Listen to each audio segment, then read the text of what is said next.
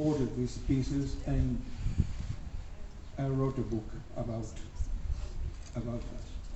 So I prefer to read, to order my ideas, and this is what I wrote.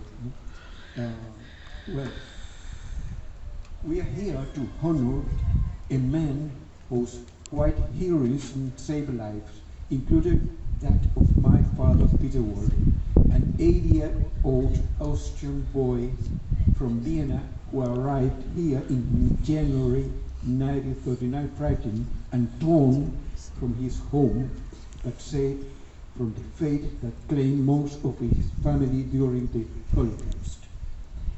I'm here not only to pay tribute to Trevor Chadwick, but to thank the people of Swanage for preserving his memory and recognizing his extraordinary role in what history has called the Kingly Transport. For me, this is not just a story from the past. It is the lifeline that made my own life possible. Today, I'm also honored to present my book, Unlived Memories, which tells the story of my grandparents, their escape from Prague to Chile, and the remarkable rescue of my father by Trevor Chadwick. This book is both a tribute and testimony, an attempt to give voice to the silence in my family past and to honor the courage and compassion that made the survival possible. Let me take you back in time briefly. In the late 1930s, Europe was unraveling. The rise of Nazism, the annexation of Austria, the crushing of Czechoslovakia, the persecution of Jews. All these formed the backdrop of a continent plunging into catastrophe. My grandparents, Leo and Edith Walder, were among those who tried desperately to escape to the tightening noose. From Vienna, Czechoslovakia, they sought refuge, safety, a way out. They sold their business, uprooted their family, and tried to keep one step ahead of the storm.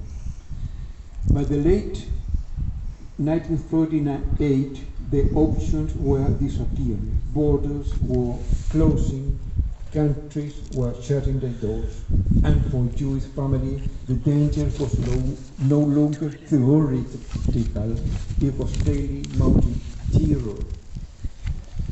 In January of 1939, Trevor Chadwick, a young teacher from the forest school here in Swanage, set out on a mission that would forever change my family history. Together with Jethro Phelps and as part of a larger humanitarian effort, Trevor arrived in Prague to help rescue Jewish children. Here, he worked in this task with Nicholas Winton and Doreen Warrior. Among those children was my father, Peter. I never met Trevor Chadwick, but because of him, I exist. Why do some people choose to act when so many people look away?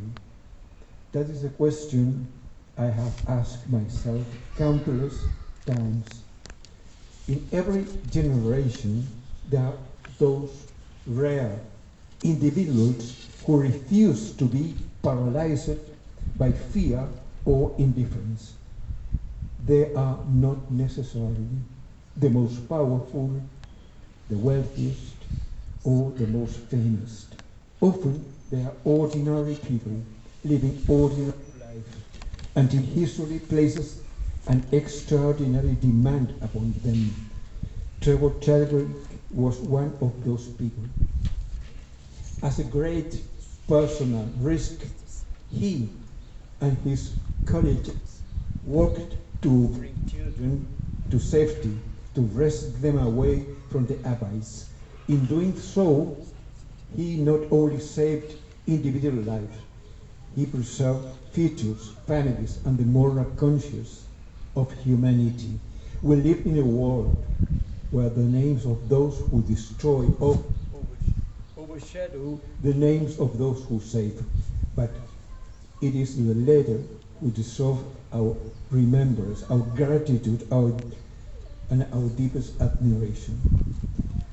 For most of my life, the full weight of story was hidden in silence.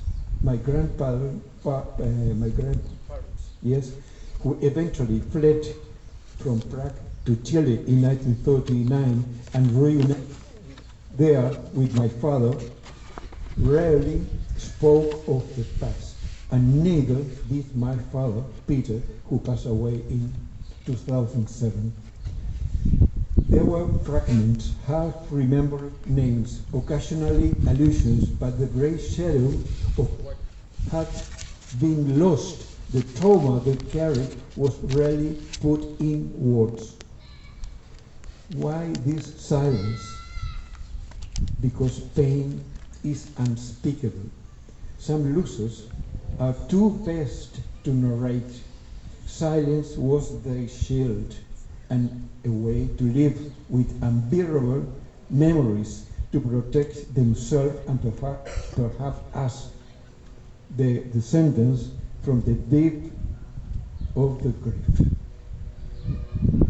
It was only much later, through my research, family conversations, and personal reflection, that I began to piece together the hidden past.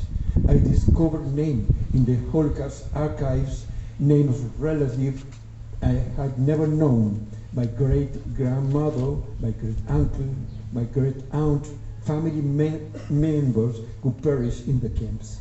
I walked the streets of Vienna, searched for graves stood before nameless, abandoned plots where once of a family has stood, and which each discovery I understand more deeply. Memory is not just a personal act, it's a moral duty.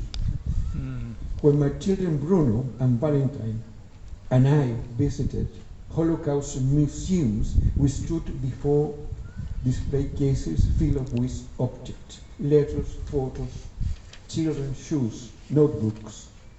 The unbearable intimacy of these objects was like looking into a mirror of our own family history.